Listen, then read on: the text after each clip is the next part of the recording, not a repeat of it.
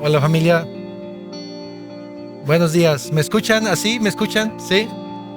¿No? Acérquense, hay sillas acá enfrente para que me puedan escuchar. Bien, les pido que abran sus Biblias por favor en Hechos capítulo 14. Abre tu Biblia por favor en Hechos capítulo 14. Hoy comenzamos un capítulo nuevo, Hechos capítulo 14. Vamos a estar viendo del versículo 1 al versículo 20. Y antes de poder leer nuestro pasaje, quiero invitarte a que podamos orar, que podamos pedir al Señor que nos ayude en esta mañana. Entonces déjame orar y comenzamos. Señor, gracias en esta mañana por tu palabra. Gracias, Señor, porque es tu palabra la que habla a nuestros corazones, Señor. Quiero rogarte, quiero pedirte, Señor, que nos ayudes y principalmente a mí a recordar esto, Señor, que eres tú, Señor, que es tu palabra la que transforma, no es mi pensamiento, no son mis palabras, Señor, la elocuencia que no hay, Señor, eres tú, Señor. Y por eso te ruego que podamos, Señor, estar esperanzados en que tu palabra es la que transforma. Te pedimos todo esto en Cristo Jesús. Amén. Familia, Hechos capítulo 14, versículos del 1 al 20. Nosotros utilizamos la NBLA como Biblia oficial, pero si traes alguna otra Biblia no hay ningún problema. Dice la palabra: cuando Pablo y Bernabé entraron juntos en la sinagoga de los judíos en Iconio, hablaron de tal manera que creyó una multitud, tanto de judíos como de griegos. Pero los judíos que no creyeron excitaron y llenaron de odio los ánimos de los gentiles contra los hermanos.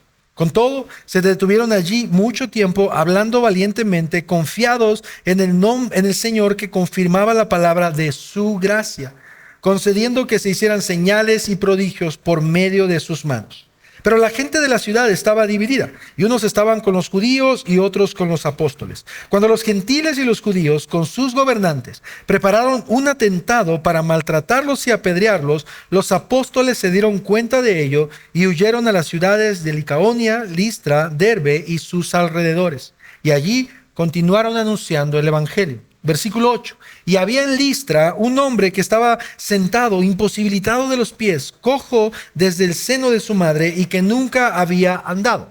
Este escuchaba hablar a Pablo, el cual, fijando la mirada en él y viendo que tenía fe para ser sanado, dijo con voz fuerte: levántate derecho sobre tus pies. Y él dio un salto y comenzó a andar. Cuando la multitud vio lo que Pablo había hecho, alzaron la voz diciendo en el idioma de Licaonia: los dioses se han hecho semejantes a hombres y han descendido a nosotros. Y llamaban a Bernabé Júpiter y a Pablo Mercurio, porque este era el que dirigía la palabra. El sacerdote de Júpiter, cuyo templo estaba en las afueras de la ciudad, trajo toros y guirnaldas a las puertas y quería ofrecer sacrificios junto con la multitud.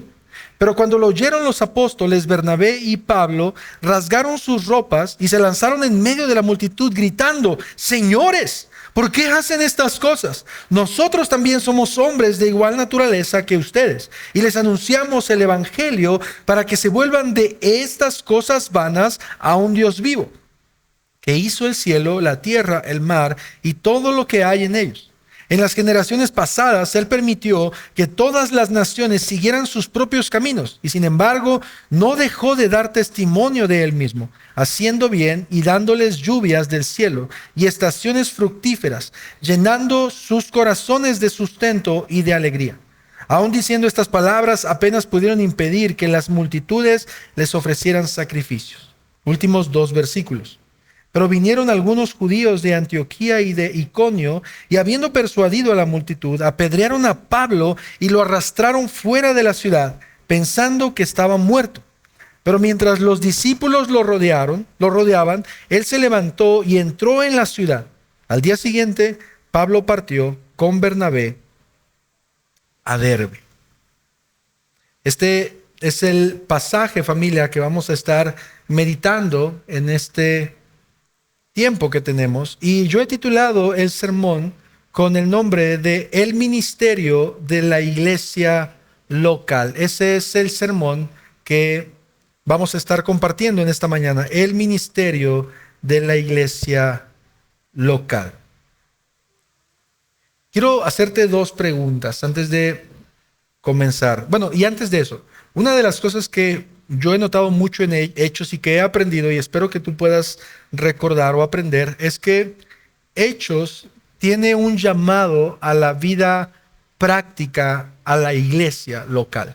El libro de Hechos hace llamados de forma directa o indirecta a la vida de la iglesia local. Es decir, hay cosas que nosotros vamos a ver, muchas cosas en Hechos que nos llaman a actuar de la manera en cómo la iglesia estaba actuando. Y creo que hoy es uno de esos pasajes en los que vamos a meditar. Pero quiero hacerte dos preguntas que son muy parecidas en realidad. La primera es, ¿qué viene a tu mente con la palabra ministro?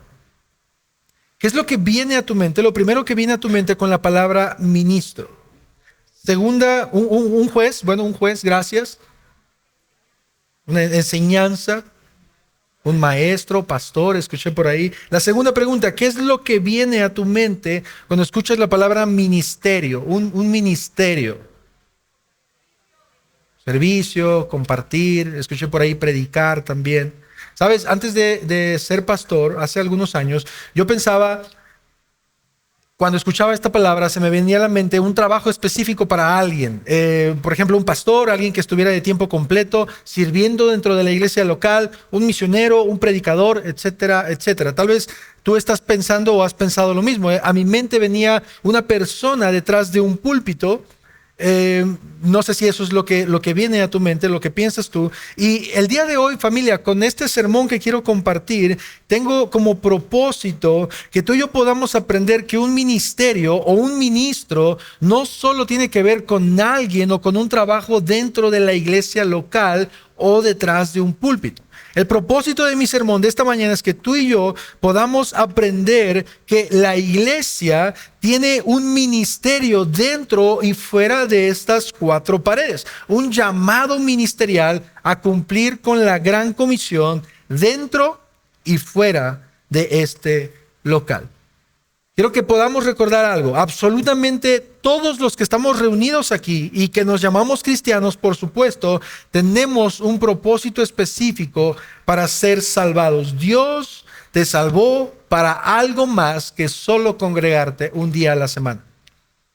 Dios te salvó para algo más que solo venir y reunirte durante 1 hora y media, saludar a los hermanos y regresar a tu vida normal. Y con base en este pasaje, familia, me gustaría que podamos meditar en cómo es que se ve el ministerio, específicamente desde la perspectiva de Pablo, y cómo ese ministerio del apóstol Pablo tiene cosas muy parecidas o diferencias con el creyente. ¿Cuáles son estas similitudes o diferencias que podemos tener en cuanto al ministerio del apóstol Pablo que nosotros podemos ver? Pero antes de eso, quiero decirte lo que significa la palabra ministerio para que puedas entender a qué me estoy refiriendo. ¿Qué significa ministerio o un ministro? Lo vas a poder ver en pantalla. La palabra ministerio o ministro proviene de una palabra hebrea que se escribe sharat. Y esta palabra hebrea es un término que significa literalmente atender o servir. Tiene mucho parecido incluso con la palabra diáconos o diácono. Pero esta palabra ministro significa atender o servir. Y lo que quiero que tú y yo podamos ver es cómo la Biblia habla de nosotros como creyentes, como ministros del Evangelio, como personas que estamos llamados a atender o a servir. ¿Qué estoy haciendo para el Señor? ¿Cómo estoy viviendo mi vida delante de Dios? El tema de un ministerio solamente tiene que ver con alguien específico o tiene que ver con toda la iglesia. Y familia, en esta ocasión quiero que me tengas un poquito de paciencia porque dividí o hice esta predicación de una forma diferente a como normalmente lo hacemos. No lo dividí por escenas, no lo dividí por puntos, lo dividí por ideas en las cuales tú te vas a poder dar cuenta que vamos a estar yendo y viniendo del texto. Vamos a estar yendo al principio y yendo al final y vamos a estar regresando porque quiero que puedas ver estas 5 ideas en todo el pasaje y que puedas ir siguiéndome. Por eso quiero pedirte un favor. Mantén tu Biblia abierta. Mantén tu Biblia abierta para que puedas ir viendo en qué parte del pasaje estamos. Estas siguientes características las vas a poder ver en tu pantalla. De alguna manera las traté de poner todas con la misma letra para que puedas a lo mejor recordarlas un poquito más fácil. Poder, popularidad, pasión, persecución, perseverancia. Poder, popularidad, pasión, persecución, perseverancia. Estas son las características que quiero que veamos en el apóstol Pablo específicamente, pero cómo de alguna manera estas características o bien tienen que ver con nosotros o hay algunas diferencias con nosotros. Lucas nos presenta a Pablo y a Bernabé viajando a una ciudad llamada Iconio, ¿cierto? Así comienza nuestra historia. De nueva cuenta, dice la palabra que él predica en una sinagoga como lo había estado haciendo. Y aquí es en donde quiero que puedas observar la primer característica. ¿Qué es lo que el ministerio del apóstol Pablo nos muestra en este pasaje? Y lo primero que quiero que veas conmigo es esta palabra: poder. El poder de Dios a través de la vida de Pablo. Cuando vamos a la palabra y específicamente en Hechos, mis hermanos, y meditamos en este pasaje, podemos ver claramente esta característica. Dice el versículo 1, y quiero que vayas conmigo una vez más a nuestro pasaje. Mira lo que dice: cuando Pablo y Bernabé entraron juntos en la sinagoga de los judíos, hablaron, ¿qué dice la palabra? De tal manera. Es decir, lo que podemos ver en este pasaje es que el apóstol Pablo está hablando de tal manera. Dios está usando a Pablo para que él pueda hablar a los gentiles y ellos puedan creer en el evangelio. Y no solo gentiles, sino también judíos. Tanto judíos como gentiles creyeron en lo que el apóstol Pablo estaba predicando. Este poder que viene de lo alto. Quiero que pienses en esto conmigo, porque esto es una realidad para todos nosotros. Lo que Pablo estaba haciendo era predicar la palabra de Dios, pero no eran las palabras de Pablo las que estaban convenciendo. No era la actitud o la elocuencia del apóstol Pablo, porque simplemente, humanamente, eso es imposible. Es más, no sé si tú lo sabías, pero de hecho se cree que el apóstol Pablo no tenía buena facilidad de palabras. ¿Sabías eso? Incluso eso él mismo lo escribió de él mismo en 2 de Corintios capítulo 11 versículo 6. Mira lo que dice Pablo de él mismo en 2 de Corintios 11:6. Pero aunque yo sea torpe al hablar, no lo soy en el conocimiento. De hecho, por todos los medios se lo hemos demostrado en todas las cosas. Algunas Biblias traducen esta palabra como quizá yo sea un mal orador. O la Biblia textual lo traduce así: quizá sea tosco en la expresión. Algunos comentaristas piensan que lo que Pablo estaba diciendo no era que era malo al hablar, sino que era muy agresivo, muy tosco, muy fuerte al hablar y que a veces no medía sus palabras. Pero algunos otros piensan que él tenía un poco de problema para hablar. O era un poco de tartamudez, o era un poco de timidez al hablar. Recuerda hasta la próxima vez que tú creas que no eres bueno para compartirle el evangelio a alguien. Y piensa como el gran predicador de los gentiles, el hombre que escribió gran parte del Nuevo Testamento, dijo esto de él mismo. ¿Qué pensarían de nosotros si nos escucharan entonces? Pero mis hermanos, quiero que puedas ver esta primera característica conmigo, porque lo que podemos ver aquí, y no solo aquí, sino en el versículo 3, también de nuestro pasaje, que nos dice que a ellos se les concedieron hacer señales, prodigios por medio de sus manos, es que estamos viendo el poder de Dios, no el poder de un hombre, no la elocuencia de un hombre, no la facilidad de palabra que tenga para convencer, no, es el poder de Dios actuando en la vida de este hombre. Dios estaba usando tanto a Pablo y a Bernabé para cambiar el mundo con su poder. Mira lo que dice el versículo 10 incluso de nuestro pasaje. Estamos en este capítulo 14. Cuando Pablo sana a este hombre cojo, dice con voz fuerte: levántate derecho sobre tus pies. Y él dio un salto y comenzó a andar. Este hombre que es presentado en Listra y que nunca había podido caminar, una vez que escucha el mensaje del evangelio, porque lo puedes ver en tu casa después, este hombre no solamente es sanado, escucha el mensaje del evangelio y cree. Por esa razón es que Lucas dice: este hombre tenía fe para creer. Este hombre había creído, pero no había creído en las palabras de Pablo. Había creído en el poder de Dios. en el poder que salía de la boca del apóstol Pablo y de Bernabé. Dios estaba usando a Pablo para su gloria y para la propagación de su reino. Dios estaba con el apóstol Pablo porque Él les había dado poder. Este era el ministerio que el apóstol Pablo tenía. Este era el llamado de él. Ahora, ¿qué podemos aprender tú y yo de esto? Y esto es lo que voy a estar haciendo con cada uno de los puntos. ¿Qué tiene que ver esto con nosotros? Porque nosotros no levantamos cojos, nosotros no podemos resucitar muertos, nosotros no le damos la vista a los ciegos. Entonces, ¿cómo es que este ministerio que el apóstol Pablo tiene de alguna manera se ve reflejado en lo que nosotros podemos hacer? Nosotros no somos Pablo o nunca llegaremos a viajar de la misma forma que él hizo. Tal vez alguno de ustedes sí. Pero tal vez nunca suceda que incluso salgamos de nuestro propio país a predicar el evangelio. Ahora, quiero recordarte algo, familia, porque el hecho de que nosotros no estemos llamados a un ministerio tan grande como el de Pablo, no significa que nosotros no podamos servir a Dios desde donde nosotros estemos. Porque al fin y al cabo, nosotros confesamos y creemos lo que la Biblia dice en Hechos capítulo 1, que el mismo poder que mora o que moró en Pablo es el mismo poder que mora ahora en nosotros, es decir, el Espíritu Santo. ¿Verdad que sí? ¿Amén? ¿No amén? Amén. Ok, entonces estamos de acuerdo en que lo que la Biblia afirma en Hechos capítulo 1, versículo 8, cuando Cristo promete que vendrá poder de lo alto y que por eso es que Él sube al Padre, podemos decir que ese poder del Espíritu Santo está en nosotros. No solamente para vivir vidas que se santifiquen o que busquen agradar al Señor, que eso es parte del poder del Espíritu Santo, obviamente. Pero también podemos creer nosotros que ese poder que está en nosotros, no es nuestra elocuencia, puede cambiar la vida de las personas. ¿Verdad que sí?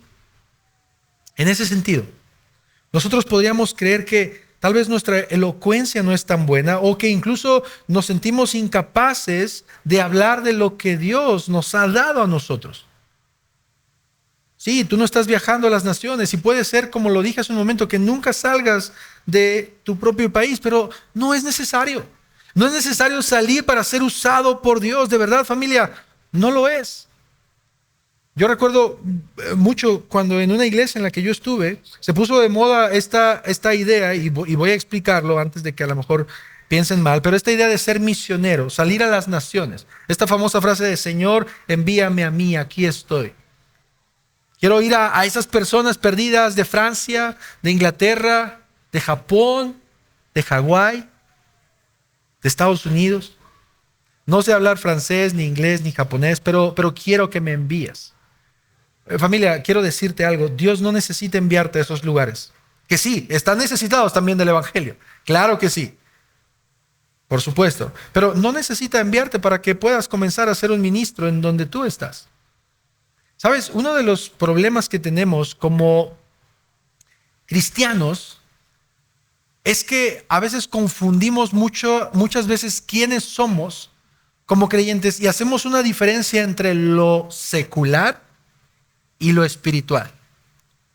Lo espiritual y lo pagano. Lo secular. Es decir, ¿quién eres tú? ¿Cuál es tu profesión? ¿Eres doctor, un abogado, arquitecto, ingeniero, zapatero, albañil, músico, chofer, ama de casa? Ok, eso es tu profesión. Pero ¿sabes algo? De acuerdo a la Escritura, tu primer profesión, por así decirlo, de acuerdo a la Escritura, es ser embajador. ¿Sabías eso, verdad? Eso es a lo que Dios te llamó. Y mediante la profesión que tú tienes en este mundo, tú puedes cumplir con la labor de ministro de parte de Dios. Todos, absolutamente todos los cristianos tenemos la responsabilidad de cumplir con la obra misionera desde el lugar en donde estamos. Es decir, tú no necesitas, si eres un doctor, dejar tu oficio, o si eres un maestro, no necesitas dejar tu profesión para entonces ser un ministro del Señor. No, eso es un error que por muchos años se ha malentendido en la iglesia cristiana. El único trabajo santo es de aquí para acá. Eso es una equivocación. El apóstol Pablo sin duda tuvo este ministerio, pero muchos otros hermanos que lo rodeaban tenían también este llamado a predicar el evangelio y no fueron apóstoles, no fueron pastores de la iglesia. Pero lo que hacía, y con esto termino, que estos hombres pudieran transformar las vidas era el poder que había en ellos que provenía de parte de Dios. Y quiero recordarte esto, ese poder, si tú eres creyente, mora en ti. La próxima vez que tengas miedo de hablarle a alguien, no estás hablando tú, mi hermano. Es el Espíritu Santo que mora en ti. La próxima vez que creas que no puedes ser lo suficientemente elocuente o que a lo mejor no eres lo suficientemente inteligente, esto no se trata de inteligencia. Esto se trata del poder de Dios obrando en nuestras vidas. La segunda característica que veo y que me llama la atención del apóstol Pablo es el tema de la popularidad. Sin lugar a dudas, una vez que Pablo y Bernabé predican el evangelio, no podían pasar desapercibidos. La gente los escuchaba. Por esa razón, en el pasaje anterior de hace 8 días, vimos que cuando ellos llegan a la sinagoga, en el capítulo 13, casi toda la ciudad se reunió para escucharlos. Y fíjate, en nuestro pasaje esto ocurre una vez más, de nueva cuenta, en el versículo 1, ¿lo ves? Cuando Pablo y Bernabé entraron juntos en la sinagoga de los judíos en Iconio, hablaron de tal manera que creyó que una multitud. Una multitud. Cuando ellos predicaron, creyó mucha gente. Ahora, podemos estar de acuerdo en que el apóstol Pablo y Bernabé, si usamos esta palabra de popularidad, no solo tuvieron popularidad con la gente que creía en el mensaje, también tenían popularidad con sus retractores, con sus opositores. Incluso vemos en nuestro pasaje que cuando ellos predican en Iconio, la ciudad estaba dividida, dice el texto, ¿cierto? Lo leímos al principio. No sé si esto te parece sorprendente, pero en realidad lo es. Imagina el impacto que estos hombres tenían para que toda una ciudad se dividiera. Unos estaban de acuerdo en la palabra, otros no estaban de acuerdo con lo que ellos les estaban diciendo. Pero esto no solamente ocurre en estos dos pasajes. Mira el versículo 11. Cuando Pablo sana al cojo en Listra, mira lo que la palabra del Señor nos dice. Versículo 11, ¿cuándo qué? La multitud.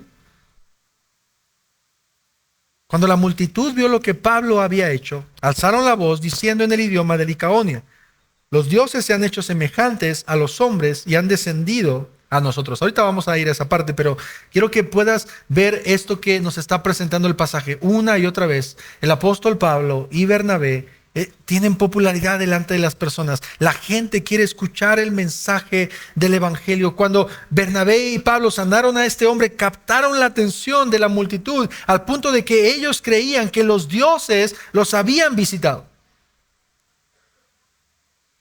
Muchos de ellos creyeron en Cristo, muchos otros los rechazaron, pero sin duda podemos ver que estos hombres llamaban la atención de muchas personas. Ahora, ¿qué podemos aprender de esto? Tal vez algunos sí pueden estar pensando, aquí sí no hay nada que aprender.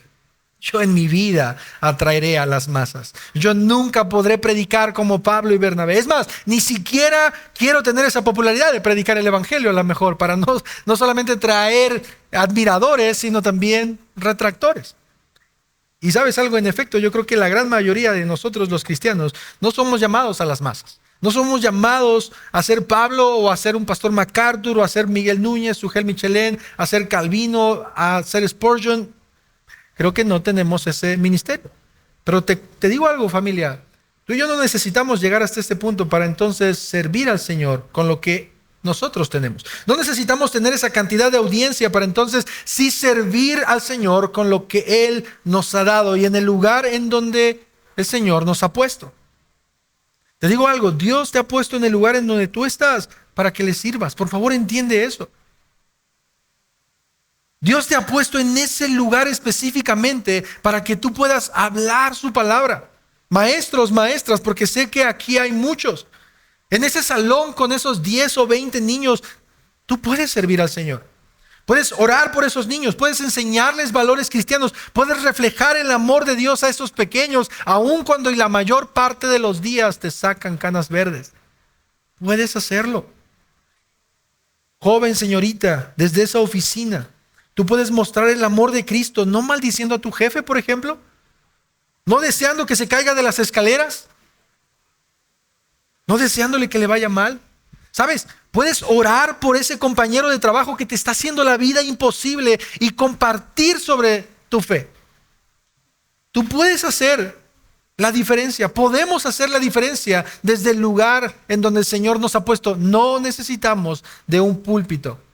No necesitamos esta audiencia de 1,000, de 10,000 personas para predicar el evangelio. Ama de casa, esposa, que trabaja en casa. ¿Sabías tú que Dios te ha dado discípulos a los cuales instruir si tienes hijos? ¿Sabías tú que ese pequeño o esa pequeña que tienes en casa está aprendiendo lo que tú haces todos los días? Y más allá de lo que tú le puedas decir, que eso es bueno y necesario, ¿sabías tú que él o ella está aprendiendo y viendo cómo es que se ve un cristianismo real? Es decir, tú puedes predicarle el evangelio todos los días y eso está bien. Puedes tener devocionales con él o ella todos los días y eso está bien. Pero si tu actitud no está reflejando a un verdadero cristiano, él o ella va a aprender eso. Y en su cabecita va a decir, así es como se ve un cristiano. Y van a pasar los años y vas a estar formando a ese cristiano. Dios te ha puesto en diferentes lugares para que puedas servir al Señor. ¿Cuándo fue la última vez que en nuestro trabajo le hablamos a alguien del evangelio? ¿Cuándo fue la última vez que abrimos nuestra boca para predicar a Cristo a una persona? Mis hermanos, no necesitamos una gran audiencia, no necesitamos popularidad. Algunos la tendrán, algunos no, pero Dios no quiere que nos preocupemos por eso. ¿Sabes? Una de las tentaciones que yo he podido ver en el ministerio pastoral y por supuesto en el mío, cuando platico con otros pastores, y creo que se los he dicho antes, es el tema de la cantidad de personas. Yo conozco a algunos pastores, tampoco quiero espantarlos, pero conozco a algunos pastores que constantemente su preocupación es el número de personas que llegan a la iglesia. Cuando llegan pocas personas o cuando tienen pocas personas se sienten desanimados. Sienten que su predicación no tiene efecto. Pero cuando hay muchas personas, entonces se sienten contentos. ¿Sabes? Y esa es una tentación que todo pastor experimentamos. Pero eso no debería ser así. Porque Dios no está preocupado, y quiero que se entienda bien esto, porque llenemos las iglesias solo por llenarlas. Dios no está preocupado solamente porque haya cabezas aquí reunidas. No. Es verdad, Dios quiere que más personas conozcan el evangelio, pero eso no debería ser una preocupación para nosotros los pastores. En algo que yo estuve pensando en la semana, es probable que Dios no quiera que esta iglesia crezca demasiado, y está bien. Que seamos una iglesia pequeña que envíe a más iglesias. No pasa nada. No debemos afanarnos.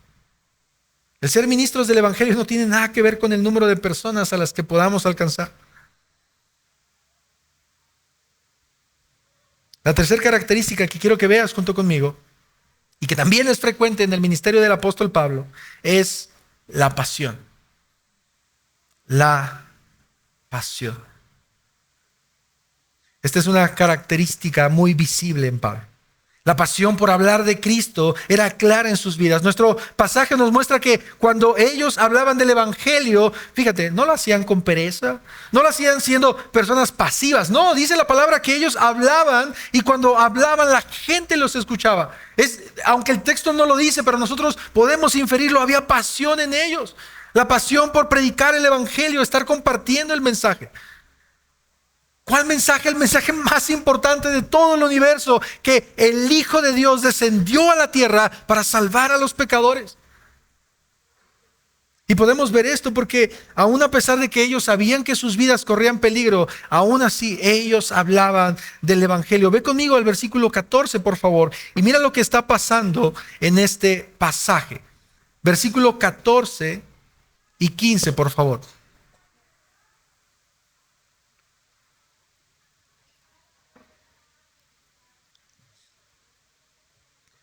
Pablo y Bernabé comienzan a predicar en Iconio. Hay una división de la ciudad. Ahorita vamos a ver que los judíos quieren lincharlo, lo quieren apedrear, lo quieren matar por lapidación. Ellos se dan cuenta, huyen a Listra, y en Listra hay un hombre al que sanan. Es un hombre cojo desde el nacimiento. La multitud ve ese milagro y mira lo que pasa a continuación. La gente comienza a adorarlos.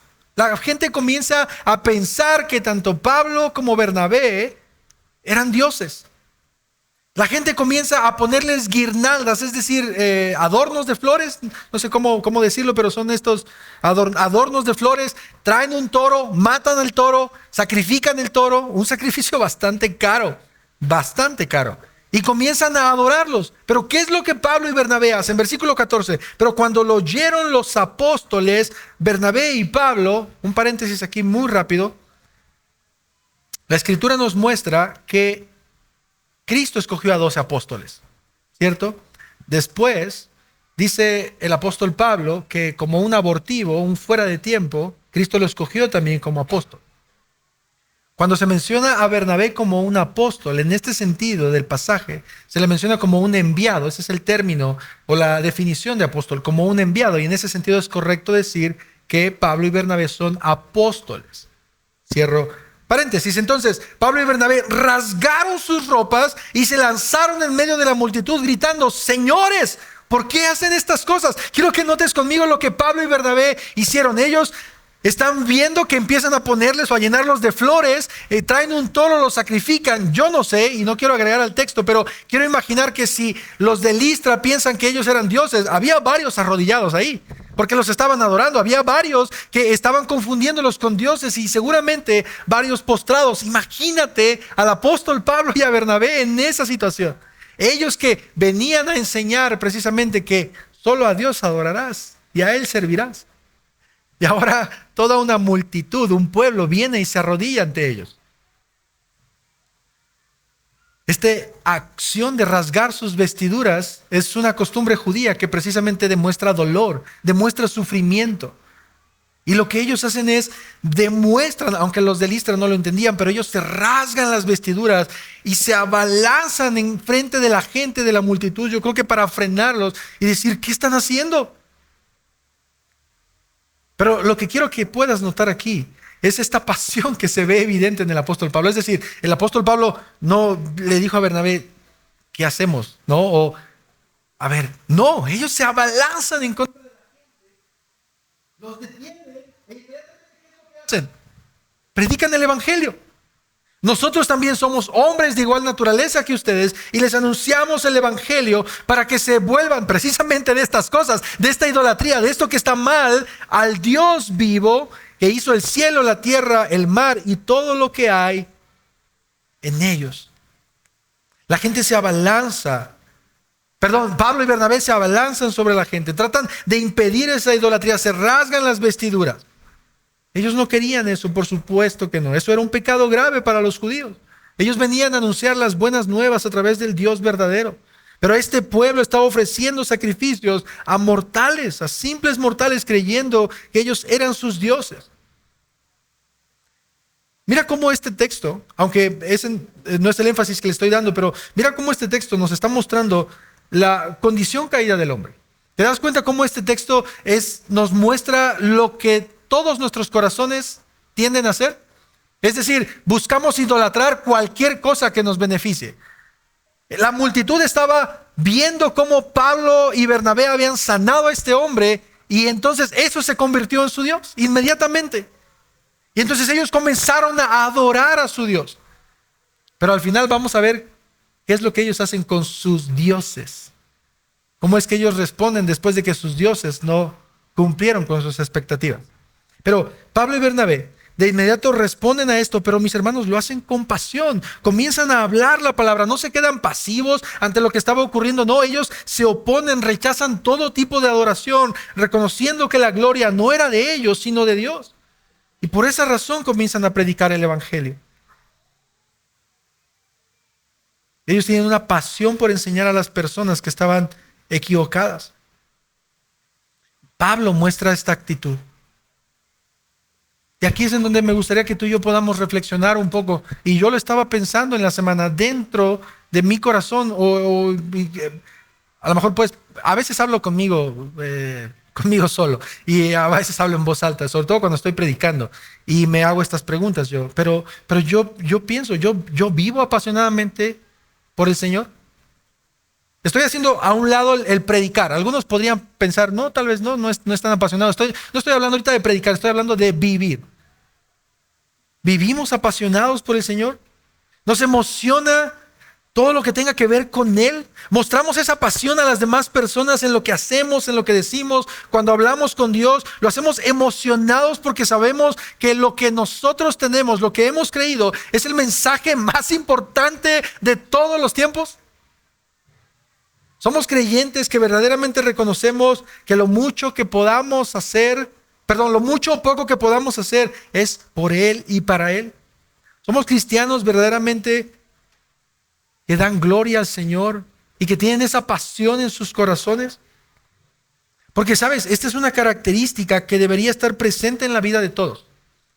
Y aquí sí, puedes estar en desacuerdo conmigo, pero yo no creo que aquí tenga que ver con carácter. Es que soy pasivo, soy introvertido. Podemos discutirlo tal vez en otro momento.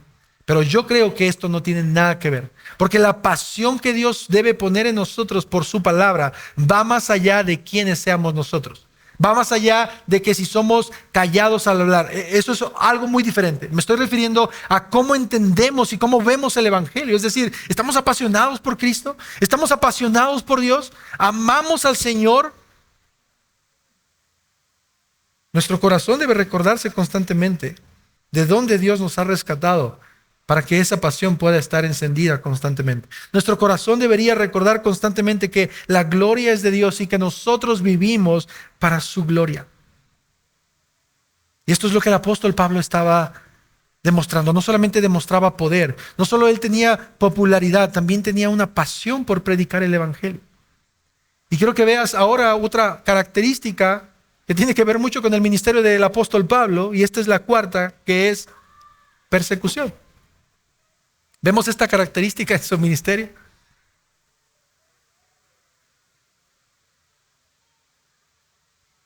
Sin duda lo vemos.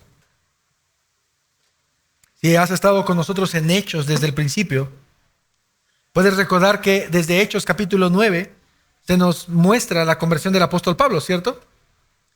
Y si sigues la lectura junto conmigo, te puedes dar cuenta que dice la palabra muchos días después, es decir, no fueron años, muchos días después, el apóstol Pablo ya estaba sufriendo persecución, ya querían matarlo. Lo vimos también hace 8 días, cuando de nueva cuenta los judíos provocan una persecución que obliga a los apóstoles a huir a Antioquía y dirigirse a Iconio. Y ahora, en Iconio de nueva cuenta, vemos que su ministerio se caracteriza por el rechazo. Mira el versículo 2, léelo conmigo, por favor, versículo 2. Si bien podemos ver que había aceptación por parte de algunos, mira lo que dice, pero los judíos que no creyeron, ¿qué dice? Excitaron y llenaron de odio los ánimos de los gentiles contra los hermanos. Desde el principio del ministerio del apóstol Pablo, y conforme pasaron los años, estos enemigos fueron creciendo, y dice la palabra, había tanto odio en sus corazones, que es más, no les importó unirse con los gentiles. Eso es muy interesante, no sé si lo habías pensado. Los judíos pensaban que los gentiles eran gente de segunda categoría, y no querían tener nada que ver, pero su odio los llevó a tal punto que decidieron, según ellos, pecar y unirse con sus rivales porque tenían un rival mayor. ¿Cómo dice el dicho? El enemigo, tú sabes cuál dicho. El enemigo de tu amigo, el amigo de tu enemigo, el enemigo de mi amigo es mi amigo. Gracias. Eso es lo que estos hombres estaban pensando. Si lo dije mal fue culpa de Eric, no mía. Él me lo dijo. Copia y pega. Bueno, el punto es que estos hombres tenían tanto odio en su corazón que no les importó eso y se unieron.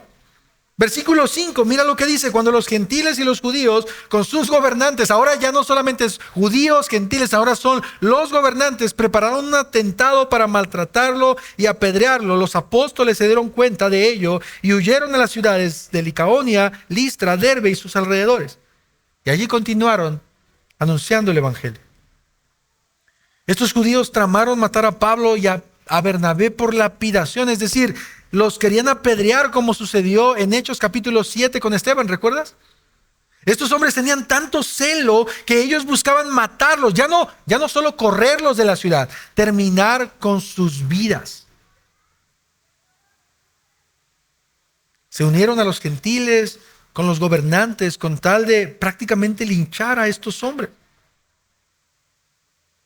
Y es más, a mí me sorprende lo que dice nuestro pasaje, porque si lo leemos detenidamente, cuando Pablo estaba en el capítulo 13, en Antioquía, él huyó de ese lugar, y después en Iconio quisieron otra vez lincharlo, y huyó de ese lugar y fue a Listra. Pero mira lo que dice el versículo 19, lo vamos a leer rápidamente. Vinieron algunos judíos, ¿de dónde? De Antioquía primero, del primer lugar donde huyó, y después ¿de dónde? De Iconio. Es decir, estos judíos que se habían quedado con las ganas de maltratar a Pablo, junto con los de Iconio, se unieron. Ahora, lo increíble de esto es, ¿sabes cuánta distancia hay de Antioquía a Listra? Aproximadamente son 140 kilómetros. Ahora, para los que les gusta meter la pata, pueden decir en carro 1 hora fácil. Conozco a varios aquí. Pero en ese tiempo no había carro. El odio en sus corazones fue tanto que estas personas decidieron recorrer esa larga distancia. Estaba viendo que creo que de aquí a Querétaro, después me corrigen, creo que son 190 kilómetros aproximadamente. Creo, no estoy seguro. Pero 140 kilómetros. Y eso es de Antioquía a Iconio solamente. Y de Iconio a Listra son 30 kilómetros más. Es decir, fíjate lo que había en el corazón de estas personas. La distancia que estos judíos decidieron recorrer era nada en comparación con el odio que había en ellos. Ellos decidieron, no sé, caminar, ir en caballo, en lo que tú quieras, pero hacerle daño a los enviados de Dios. Y por eso es que nuestro pasaje nos dice en el versículo 19, estos judíos no se quisieron quedar con las ganas. La persecución estaba presente, era una característica presente en Pablo y Bernabé.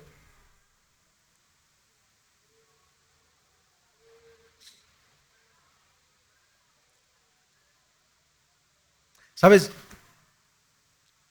Tú y yo podríamos pensar, bueno, ¿esto qué tiene que ver con nosotros? Y la verdad es que tiene mucho que ver. Porque una de las cosas que nosotros vemos en las Escrituras es que hay promesas para los cristianos. Ahora, las promesas no siempre son buenas promesas de parte del Señor. Hay varias promesas de parte de Cristo sobre el sufrimiento de los creyentes. Quiero que solamente veas 3 rápidamente en la pantalla, 3 pasajes. Hay muchos en realidad, pero quiero que puedas ver 3 cosas que la Biblia promete que van a suceder a los cristianos. Mateo capítulo 5, versículo 11, dichosos serán ustedes cuando por mi causa, dice Jesús, la gente los insulte, los persiga y levante contra ustedes toda clase de calumnias. Es decir, siéntanse dichosos cuando las personas los insulten, los quieran perseguir y comiencen a decir mentiras sobre ustedes. Segunda de Timoteo capítulo 3 versículo 12. Asimismo, dice el apóstol Pablo, serán perseguidos todos los que quieran llevar una vida piadosa en Cristo Jesús. Pablo no está diciendo, tal vez. No, asimismo. Juan capítulo 15 versículo 18. Si el mundo los aborrece, tengan presente que antes que a ustedes me aborreció a mí. Familia, esto es algo que el Señor está mostrando en su palabra para los cristianos. ¿Te ha pasado alguna vez? Mira, si no te ha pasado, pon a prueba esto. Un día en tu círculo no cristiano, opina algo distinto a tus amigos no creyentes. Sin pelear, sin ser grosero, sin intentar hacer de menos a los demás. No es el objetivo. Pero un día experimenta con un amigo o con unos amigos no creyentes, por ejemplo, hablar del adulterio delante de tus amigos no creyentes y decirles que eso es pecado. Un día prueba hablar de la fidelidad bíblica delante de ellos y mira cómo te observan. Un día diles que incluso no solamente el adulterar físicamente, sino mirar con la vista ya es adulterio en el corazón. Y observa qué es lo que piensan de ti. Joven señorita, delante de tu grupo universitario, cuando estén hablando sobre la identidad de género, expresa tu opinión. Habla sobre lo que la Biblia dice y vas a ver cómo te empiezan a tratar. Di que solo existen dos géneros y nada más. Y espera la reacción de las personas. Mujeres, un día en tu círculo con otras mujeres, habla sobre el sometimiento de la mujer en el matrimonio y mira cómo te observará. Diles que la esposa está llamada a someterse a su esposo en amor y te van a ver como un bicho raro, como alguien que no encaja dentro de su círculo. Señorita, joven, un día con tus compañeros, tus amigos, habla sobre la castidad, sobre la pureza antes del matrimonio y observa qué es lo que van a decir. Esto no es un llamado a pelearte con la gente o a echar problemas de gratis. No, es un llamado a ser firme en tus convicciones. ¿Qué es lo que yo creo? ¿Qué es lo que tú crees como cristiano? ¿Verdaderamente eso es parte de nuestra vida? ¿Realmente eso es lo que nos caracteriza? ¿O somos personas de doble cara que cuando estamos en la iglesia, sí, amén, pastor, a lo que dices, pero cuando estamos allá afuera, con tal de no sufrir maltrato, con tal de no sufrir discriminación, nos adaptamos a lo que los demás piensan?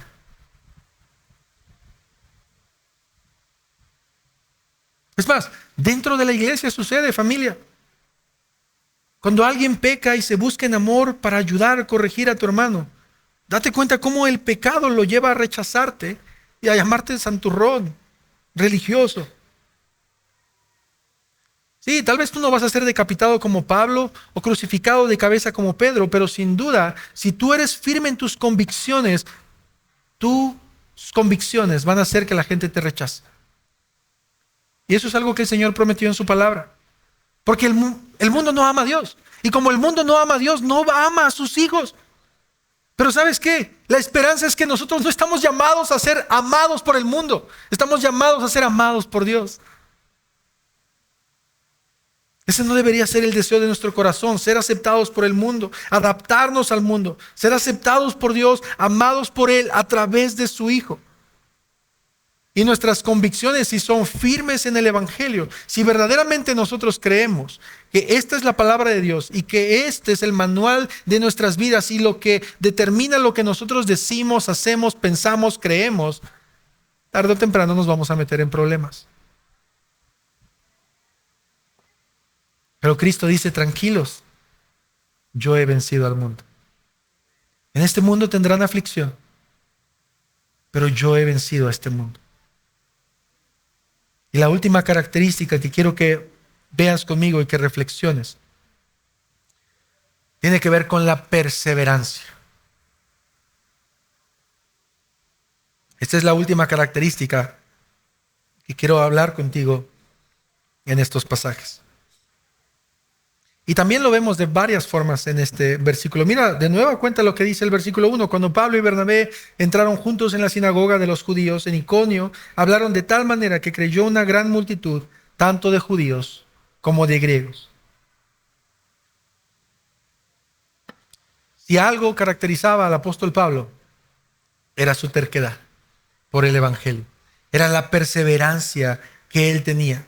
Esta perseverancia que por supuesto provenía de parte de Dios, pero aún en medio de la persecución, tanto Pablo como Bernabé y los apóstoles continuaban, ellos se mantenían firmes, sí, sabían que podían recibir latigazos, que podían recibir golpes, que podían sufrir lapidación, pero ellos eran perseverantes, ellos se mantenían. Versículo 3, con todo, a pesar de la persecución que dice, se detuvieron allí mucho tiempo hablando valientemente, confiados en el Señor, que confirmaba la palabra de su gracia, concediendo que se hicieran señales y prodigios. Mira lo que dice el versículo 7, y allí continuaron anunciando el evangelio. Mira lo que dice el versículo 15, señores, ¿por qué hacen esto? Es decir, una y otra vez, el apóstol Pablo y Bernabé perseveraban, se mantenían firmes. Hay algo particular que me sorprende de este pasaje y debería de sorprenderte a ti, que aparece justo en el último versículo de nuestro texto, y de hecho voy a tomar el versículo que se va a predicar dentro de 8 días. Mira lo que dice el versículo 20. Mientras los discípulos rodeaban, es más, desde el versículo 19, léelo conmigo, por favor, solo para que puedas recordarlo. Los judíos de Antioquía y de Iconio persuadieron a la multitud. ¿Y qué fue lo que sucedió? Apedrearon a Pablo y lo arrastraron fuera de la ciudad pensando que estaba muerto. ¡Wow! Mira lo que está sucediendo, familia. No es cualquier cosa. La gente se reunió, los judíos de Antioquía, de Iconio y ahora de Listra se reúnen, y aquellos hombres y mujeres que antes estaban inclinándose a Pablo posiblemente, o que estaban ofreciéndoles toros y que habían puesto guirnaldas en su cabeza, ahora ya no eran guirnaldas, ahora eran piedras. ¿Se dan cuenta? ¿Te das cuenta? Esta gente que estaba adorando al apóstol Pablo y al apóstol Bernabé en un principio, ahora están lanzándoles piedras, o específicamente a Pablo. Y al tal punto llega, quiero pensar, porque el texto, y aquí quiero decir algo más adelante, pero quiero pensar que a tal punto lo vieron ensangrentado y golpeado, que lo arrastraron fuera de la ciudad, como lo dicta la ley, y lo tiraron como un perro. O peor, ya está muerto. Si una sola piedra, imagínate lo que no sé si te han apedreado, pero se siente feo. La multitud lo comenzó a apedrear. Y aquí quiero que pienses en algo, porque definitivamente algo que sucedió en este pasaje fue un milagro de parte de Dios. El texto no lo dice, pero aquí ocurrió un milagro. Nadie se puede levantar después de una lapidación. El apóstol Pablo fue llevado fuera de la ciudad porque la gente pensó que estaba muerto. Ya. Los judíos terminaron su obra, ya, por fin pueden descansar. Pero lo que Dios hizo con el apóstol Pablo fue un milagro. Y lo quiero conectar con la perseverancia. Porque si yo hubiera sido lapidado y de milagro me hubiera levantado, me hubiera ido a mi casa a llorar y a sobarme. ¿Qué hace Pablo? Wow, familia, esto solo Dios lo puede hacer. Esta perseverancia no proviene de Pablo. No sé si se va a dar la oportunidad, si Dios lo va a permitir, pero cuando esté en el cielo, quiero hacerle esta pregunta a Pablo. ¿Cómo? ¿Por qué? Este hombre estaba ensangrentado, segura. El texto no lo dice, pero no tiene que decirlo, familia. Toda una ciudad se lanzó a pedradas a este hombre. ¿Te imaginas huesos rotos? ¿Cráneo? O sea, no fueron así. Piedras. Dios hace un milagro en él. Y en lugar de que Pablo recapacite un poco y diga, él entra a la ciudad de nuevo. ¿A qué entra a la ciudad? Lo dice el versículo 21. No lo vamos a abordar, solo quiero leerlo, pero mira lo que dice el versículo 21. Después de anunciar el evangelio a aquella ciudad y de hacer que muchos discípulos volvieron a Listra, a Iconio y a Antioquía.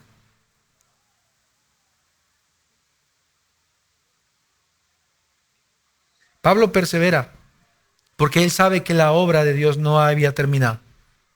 Y el Señor estaba con él y le estaba dando poder para predicar. Y el Señor hace un milagro en él. Es más, esto me llamó la atención en la semana porque algunos comentaristas piensan, en realidad es muy interesante y no estoy diciendo que esto es, pero ¿recuerdas este tercer viaje que Pablo hace? Que él dice, no sé si lo hago en la carne o en el espíritu. Algunos comentaristas piensan que precisamente se dio en este punto en el que él estaba o muerto o casi muerto. Pero el apóstol Pablo persevera, no solo en predicar el evangelio, aun cuando la gente lo había dado por muerto, él se levanta y persevera. Y sabes, hay algo que me encanta que yo veo en este pasaje, o con el contexto de la historia, porque Pablo perseveró en compartir el evangelio, él nunca desistió. Y me encanta que, aunque este pasaje no lo dice, un fruto de esa perseverancia, no sé si lo sabías, en Listra, gracias a ese fruto de esa perseverancia tenemos 2 cartas más en el Nuevo Testamento. Las cartas a Timoteo. ¿Sabías que este joven Timoteo era de Listra? Y es muy seguro que este joven Timoteo escuchó del evangelio cuando Pablo estaba predicando. Y es muy probable, y lo vamos a ver ahorita en la Biblia, que Timoteo estaba presente cuando la gente comenzó a apedrear a Pablo. Segunda de Timoteo, capítulo 3, versículo 10. Pablo hablándole a su hijo amado, a este hijo amado. Pero tú has seguido mi enseñanza, mi conducta, propósito, fe, paciencia, amor. ¿Qué dice? Perseverancia. Versículo 11. Mis persecuciones, sufrimientos como los que me acaecieron. ¿En dónde? En Antioquía, en Iconio y Listra. Es lo mismo. Lo que Pablo está diciendo en 2 de Timoteo es lo que está pasando en Hechos capítulo 14. Dice Pablo, ¿qué persecuciones sufrí? Y de todas ellas me libró el Señor. Y en verdad, es el pasaje que leímos hace un momento, todos los que quieren vivir piadosamente en Cristo Jesús serán perseguidos.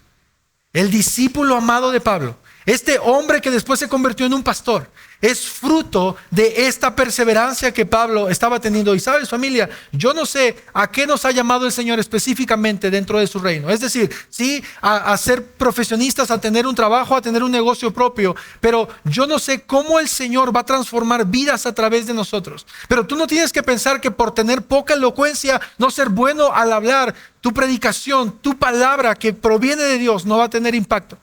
A mí me encanta la idea de pensar en que en algún momento el Señor pueda usar este vaso de barro para que en algún punto pueda levantar a alguien y predique el evangelio y se conviertan cientos o miles de personas. No necesito ser yo, pero puede ser alguien que provenga del fruto de nuestra semilla. Y sabes, eso es algo que puede suceder contigo. ¿Qué tal si es tu hijo? ¿Qué tal si es tu hija? No lo sabemos. Pero el Señor puede hacer lo que quiera, cuando quiera, con quien quiera. Y sabes, para ir cerrando, esta perseverancia y todo lo que estos hombres realizaban en su ministerio, sin duda fue debido a que ellos tenían el mayor ejemplo de servicio y de ministerio en sus vidas. Y evidentemente estoy hablando de nuestro Señor Jesucristo. Y esto no es algo que solo sea de ejemplo para ellos, sino también para nosotros como creyentes. Cuando nosotros vemos cómo Jesús cumple con su ministerio y cómo sirve a los demás, hablando la palabra, hablando con poder delante de los hombres, delante de ricos y pobres, delante de gobernantes y de los más sencillos, delante de los incultos y delante de los maestros de la ley, vemos que Jesús cumple con su ministerio. ¿Recuerdas esta palabra que mencioné al principio? Ministerio, ministro, sharat. Cristo la cumple, o el acto supremo de servicio que nosotros podemos ver en Jesús es al obedecer al Padre y morir en la cruz del Calvario. Dar su vida para expiar a pecadores que están ahorita escuchando su palabra. Ese es el ejemplo máximo de nuestro Señor, el cumplimiento del ministerio de Jesús. Quiero terminar con lo que comencé al principio, familia. Tú y yo estamos llamados a cumplir con un ministerio. Jesús nos ha salvado para algo más que solo venir y sentarnos por hora y media.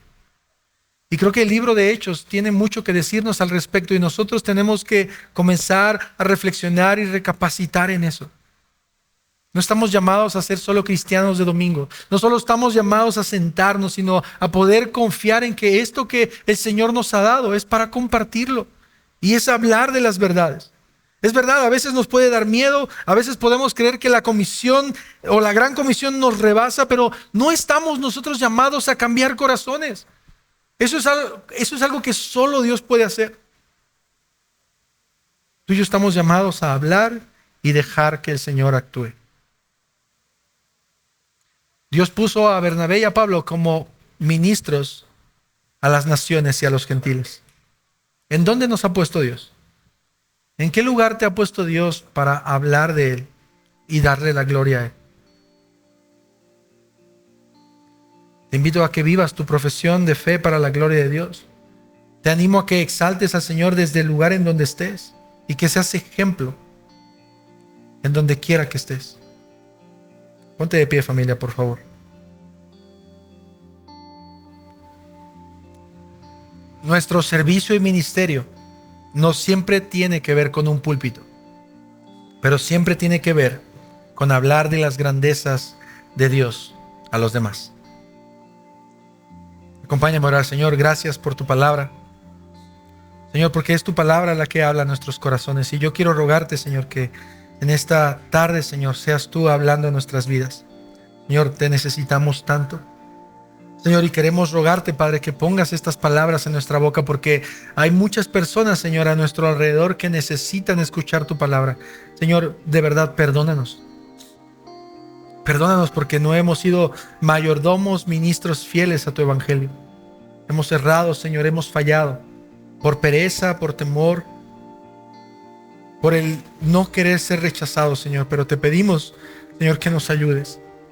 Perdónanos, Señor. Te rogamos por esto en Cristo Jesús.